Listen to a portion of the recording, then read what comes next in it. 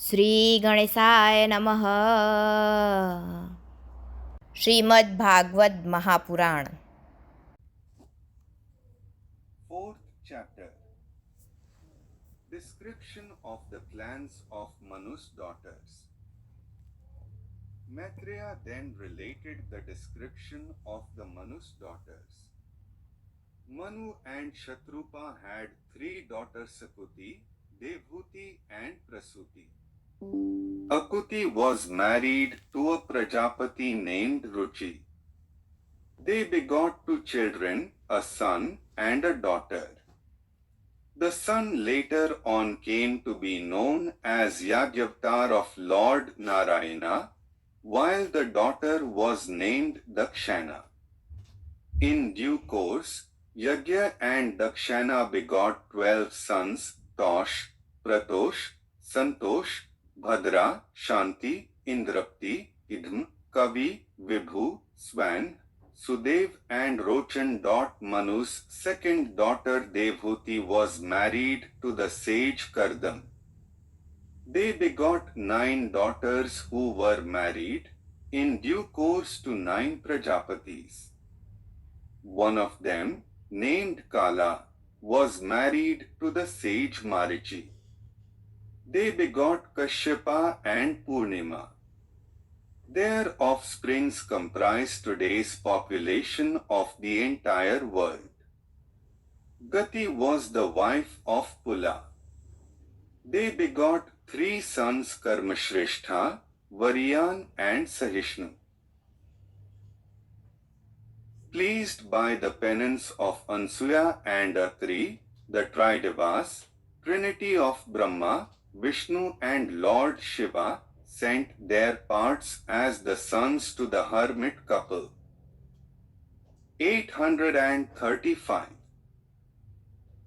Among them Chandrama appeared from Brahma's part, Dattatreya from Vishnu's part and sage Durvasa appeared from Lord Shiva's part. To Shardha and Angira were born 4 daughters, Simivali, Kuhu, Raka and Anumati. They begot 2 sons also, Utathya and Brihaspati.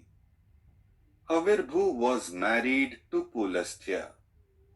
They begot 2 sons, Agastya and Vishrava. In later course, sage Vishrava produced Yaksharaj Kuber from Idvida, while his second wife Keshini gave birth to Ravana, Kumbhakaran and Vibhishan. Vasishtha and his wife Arundhati begot 7 Brahmarishis like Chitraketu. Sage Atharva and his wife Chitti begot a son Taponisht. Geet sage Dhrigu and his wife Khyati begot 2 sons Dhata and Vidhata and a daughter Sri. Manu's third daughter Prasuti was married to Daksha, the son of Lord Brahma. She got 16 daughters. Daksha married 13 of them to Dharma. Of the remaining 3 daughters, one was married to Agni, one to Pitragna and one to Lord Shiva. Shraddha, Muthri, Daya, Shanti, Tushti, Pushti, Kriya, Unnati, Buddhi, Medha, Titiksha, Tri and Murti are the wives of Dharma. Of these Murti begot the sages Narnarayan. Swaha, the wife of Agni, begot 3 sons Pavak, Pavaman and Shuchi. 2 daughters were born to Swadha, the wife of Pitakanas. They were named Dharini and Vayuna. These both daughters were Brahmavadinis, expounders of Vedas. Sati, the youngest daughter of Daksha and wife of Mahadev, however, could not begot any offspring because she had committed immolation in her youth as a protest against her father's misbehavior with her husband Mahadev.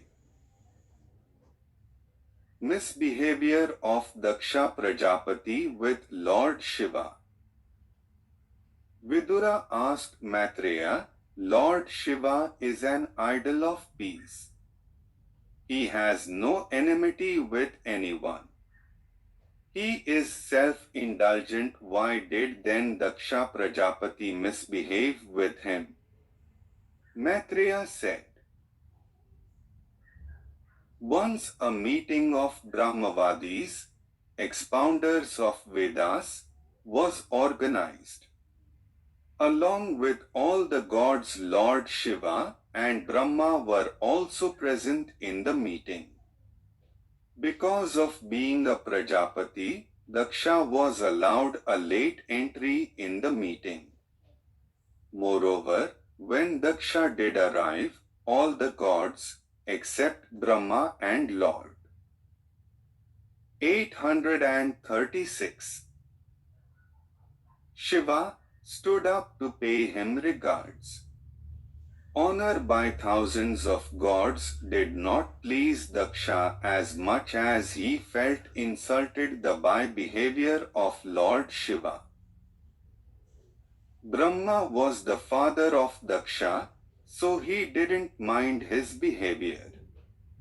But seeing Lord Shiva sitting there and not paying due respect to him, Daksha got angry.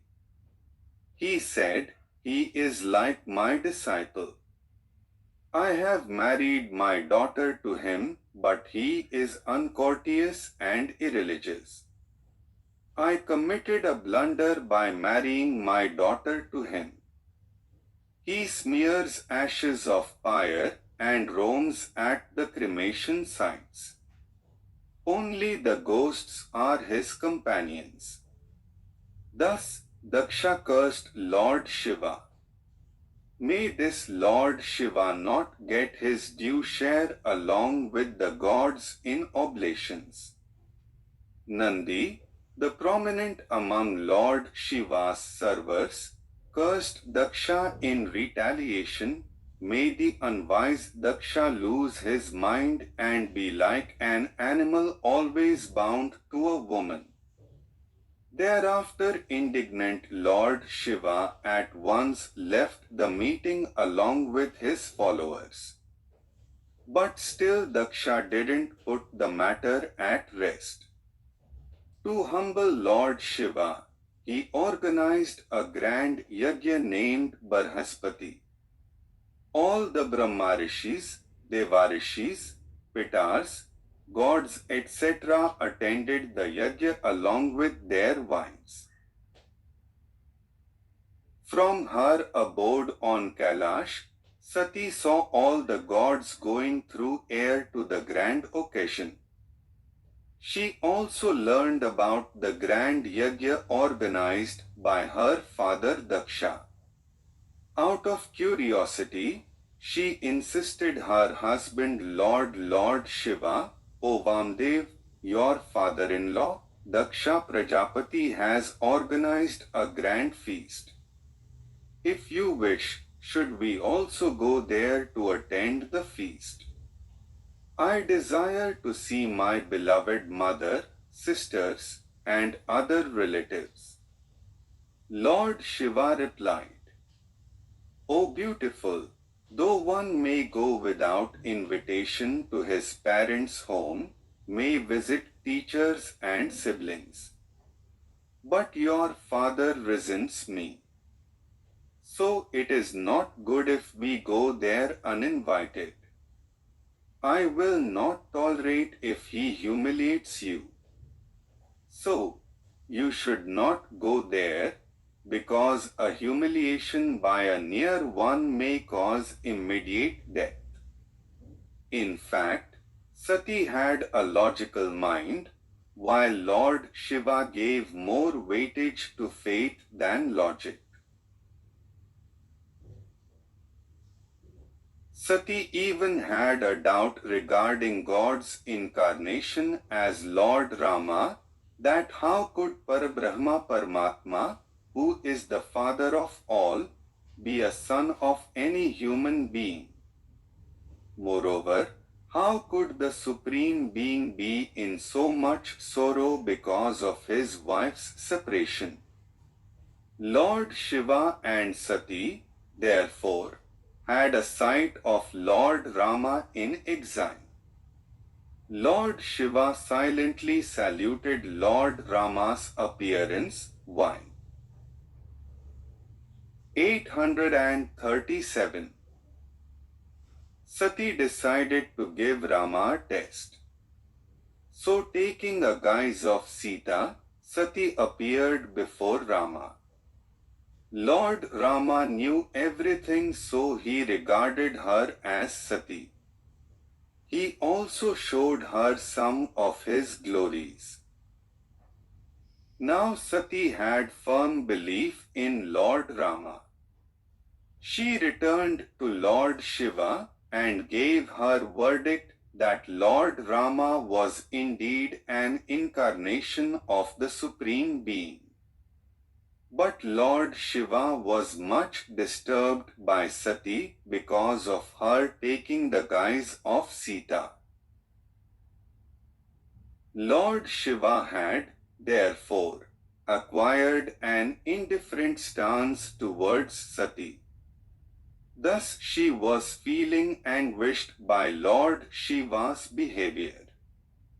Hence she prayed silently, O Lord, may my body be destroyed soon, as this body is not able to serve Lord Shiva. Hence, when she heard about the grand feast organized by her father, in abject violation of her husband's dictate, Sati got ready to attend the feast. Lord Shiva too sent her with a lot of gifts and servants. There at Daksha's palace, Sati found that all were ignoring her because of her father's fear. Even her sisters laughed at her for coming alone.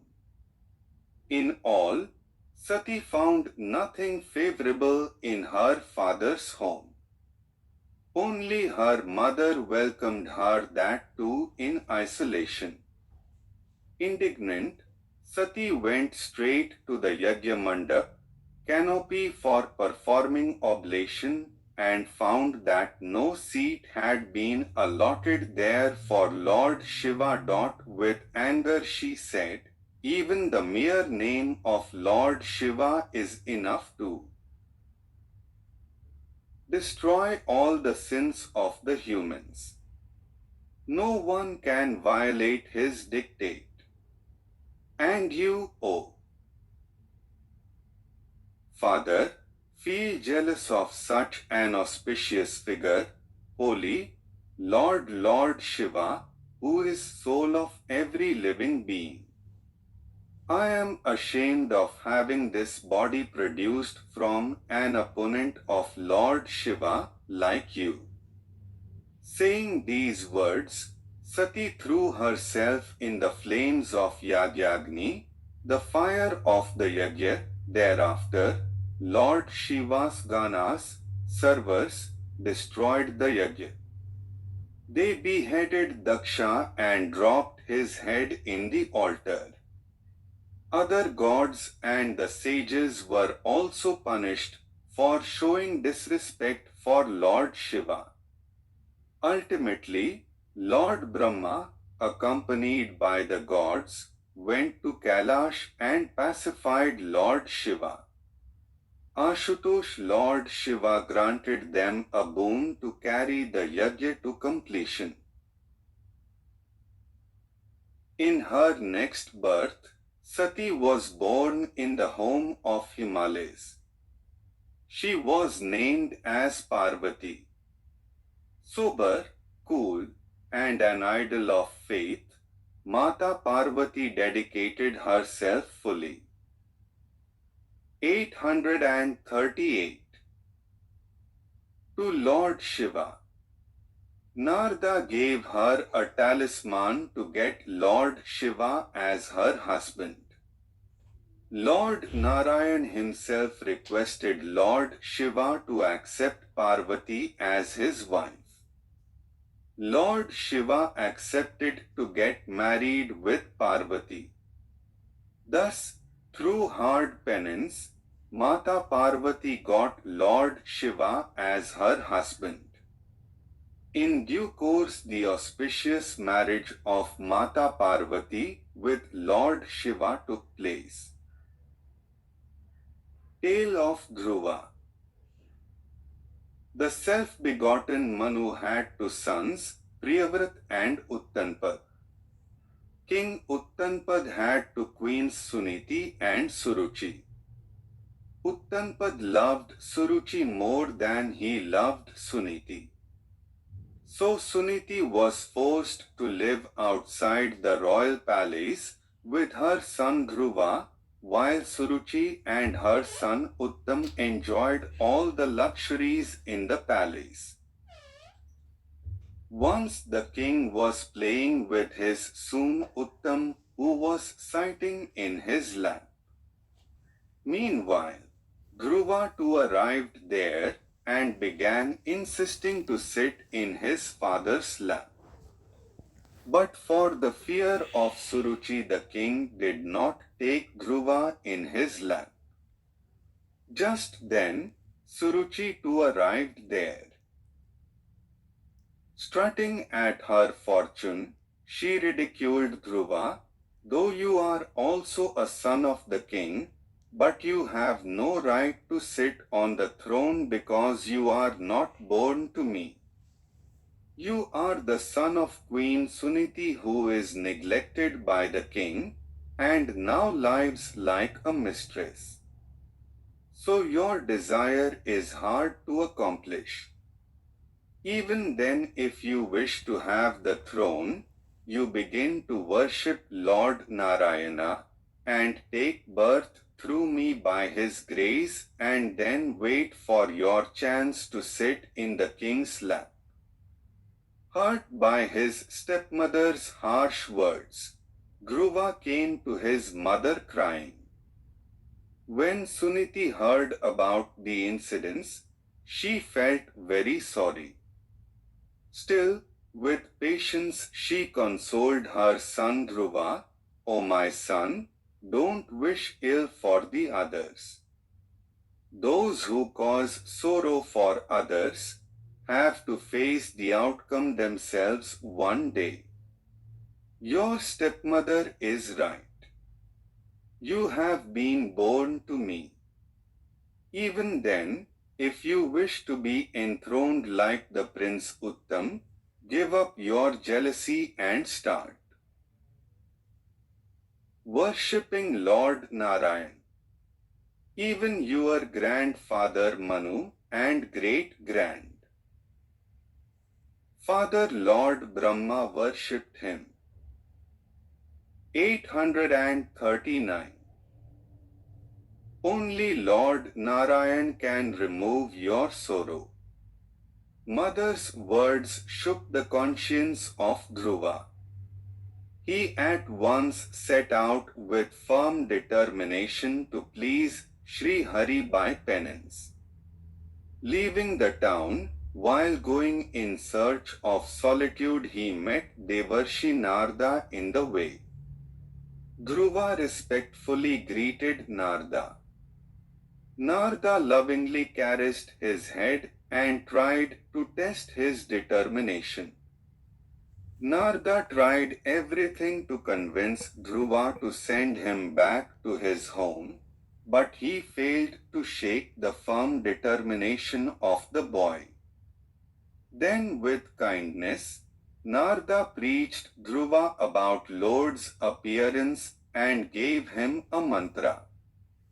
Thus, Narada performed his duty as Guru, and blessing Dhruva, he disappeared.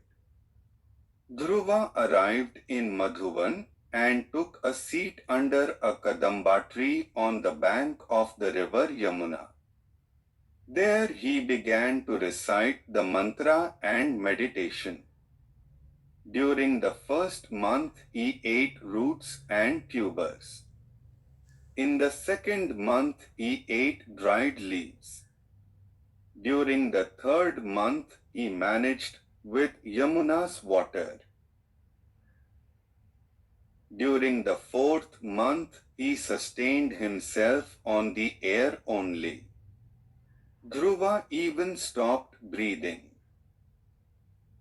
Now, standing on one leg only, he was fully concentrated in Lord Vasudeva. At the moment when Dhruva stopped breathing and concentrated in Parabrahma, all the three worlds shook with fear. All the gods ran to the refuge of Lord.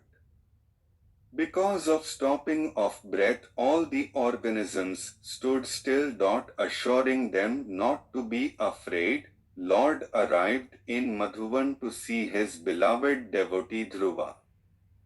Seeing the Lord himself arrived before him, Dhruva's eyes filled with tears.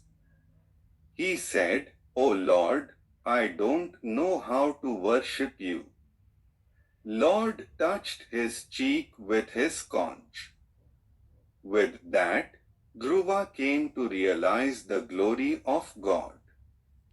With complete devotion and folded hands, he worshipped Sri Hari. I salute to such an omnipotent, omnipresent and all-knowing Lord, whose power is present in everybody, and who entering my heart revived my speech. Pleased by his prayer, Lord stroked Dhruva's head and said, "Your desire shall materialize. After enjoying your kingdom, you shall come to my abode, which is far above the Saptrishis." Then by God's permission, Dhruva returned to his father's palace. There he was given a grand 840. Welcome. Everyone wants to be kind with the one who has God's grace. His father handed him the kingdom of the entire earth. His brother, Uttam, had gone to the forest for hunting, where the Yakshas killed him. Indignant by his brother's death, Dhruva at once launched an attack on the Yakshas. But his grandfather consoled him that the devotees of God don't long for revenge. Thereafter Dhruva ruled the earth for a period of 36,000 years. Even death bowed before him. Indeed, the devotees of God have no fear of death. The death fears them on the contrary. Tale of Prithu. In the lineage of the king Dhruva had occurred a king named Anga. Anga's wife was Sumita, who was the daughter of Mrityadev. They had a son named Vena, who was evil in nature.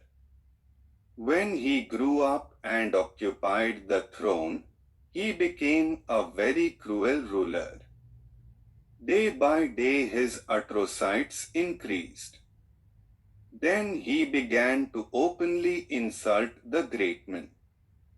When his atrocities became uncontrollable, sages killed him by their curse to save the people. Thereafter, the sages churned Vena's dead body and produced a couple, a man and a woman. The man was born by the world-preserving part of Lord Vishnu. He came to be known as Prithu. He got an extremely pretty wife, Archi. Prithu was the Acharya, master, of Lord Archan Bhakti. With his occupying the throne, The subjects became religious, happy and moral-abiding people. Everything was going well in his kingdom, when one day the farmers approached him and complained, "O king, the earth has grown rude. She does not give us cereals, even though we sow a lot of seeds in every season. She eats them all." King Prithu set out at once to chastise the earth, who ran in the form of a cow to save herself. Scolding at her, King Prithu said, "O Vasudhu, earth, I will kill you. You have violated my rule." The earth then came to his shelter and begged for pardon. "O king, it is not my fault. My fertility has ended because of the sins of the king Vena. Now, I am present before you in the form of a cow. Now, you please exploit me fully to make everybody happy." King 841. Prithu resolved then and there to perform 100 Ashwamedh Yagyas. His 99 yagyas completed unabatedly. But during the 100th yagya, Indra kidnapped the horse deceitfully. Indra had himself performed 100 Ashwamedh yagyas. He could not tolerate anybody equaling him, for then the performer would have equal claim on Indrasana, the seat of Indra. Prithu's son was Vijitashva. He had seen Indra stealing the horse deceitfully. He even chased Indra for some distance, but Indra transformed himself into a hermit. Somehow, the oblation completed, and God appeared and asked the king to seek a boon.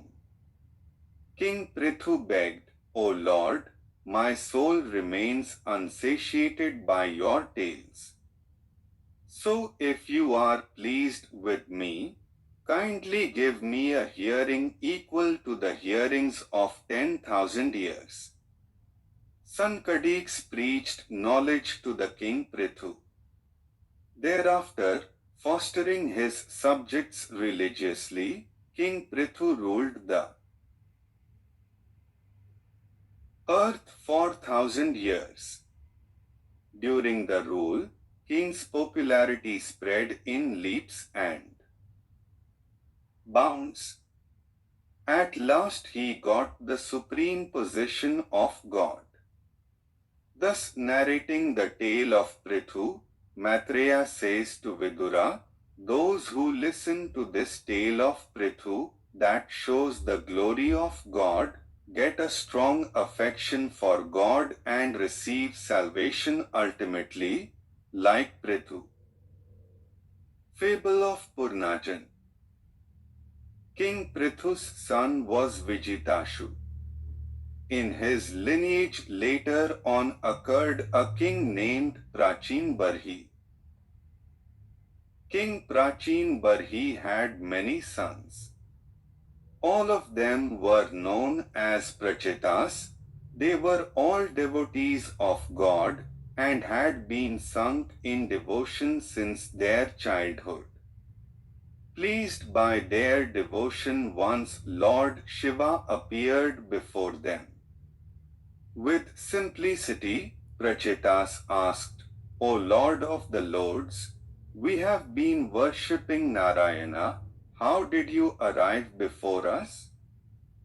Lord Shiva said, "Those who have devotion for Narayan are also dear to me."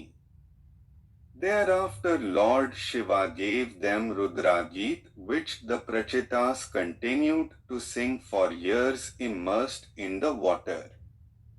King Prachimbadhi had a great interest in oblations that involved sacrifice. One day Devarshi Narada asked him, "What are you doing, O king? Miseries don't end by action alone, nor does one get supreme joy. The animals which you 842 have sacrificed for your oblations also feel the pain given by you. They are all waiting for you in the heaven. When you go there after death, they will take revenge one by one." Frightened by these words, King Prachanbadhi took shelter at Narda and said, "Devarshi, my mind is caught in the actions. You kindly show me the way to the supreme salvation." At the request of the king, Narda narrated him the tale of Vigyat and Avigyat. At the behest of Avigyat, Vigyat migrated to and settled in a beautiful city. There he met the queen Purnajani and got married to her. He was so much indulged in sensual pleasures with Purnajani that he became a woman in the next birth. As a woman, Vigyat got married in due course, but was widowed soon. She wanted to commit sati, self-immolation, but people prevented her. One day she was traveling on an elephant when she spotted some swans in the sky. She asked the Mahut to look at them.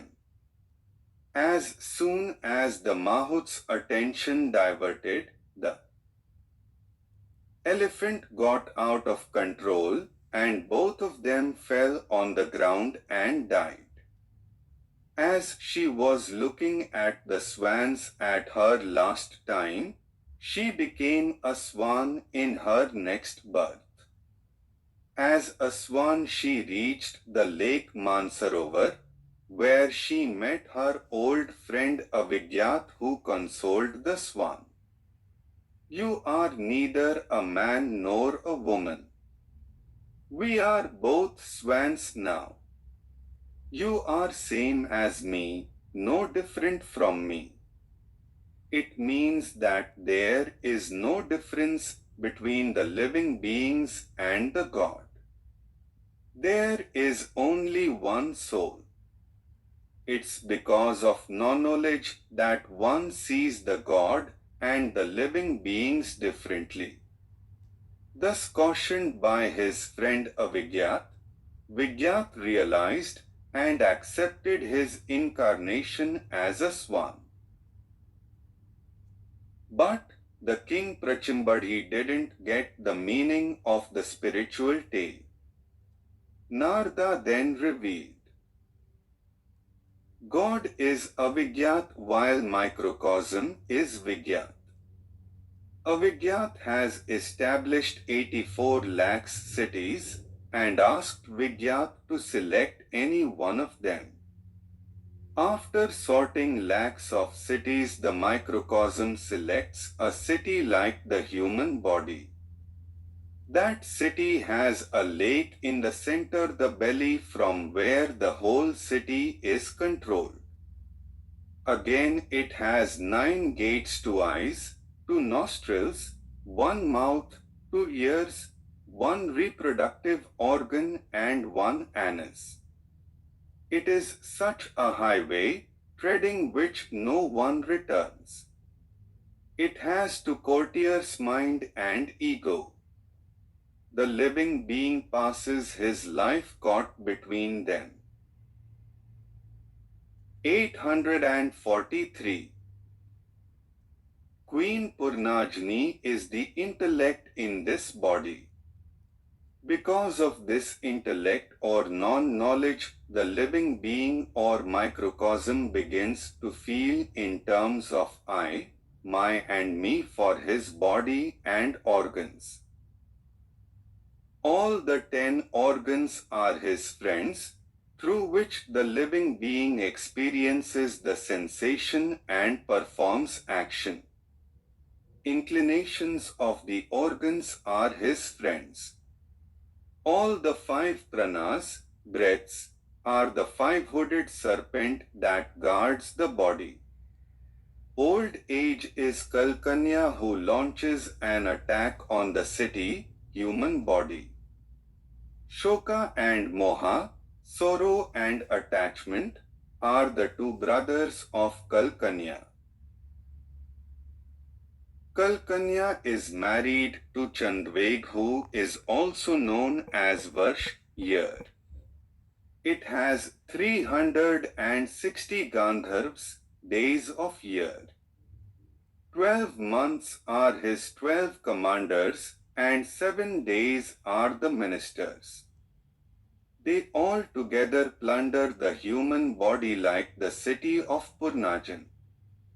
Thus, covered by ajnana, non-knowledge, the living being, which has a great pride on his body, virtually wastes his life suffering different kinds of pains. From this mystical preaching Prachinbarhi's inclination for Vedic kamkans, action, and temptation for mundane luxuries were removed. By the grace of Devarshi Narada, the king got a perception of God and living being. He at once abdicated his attachment for the body and concentrated his mind in God.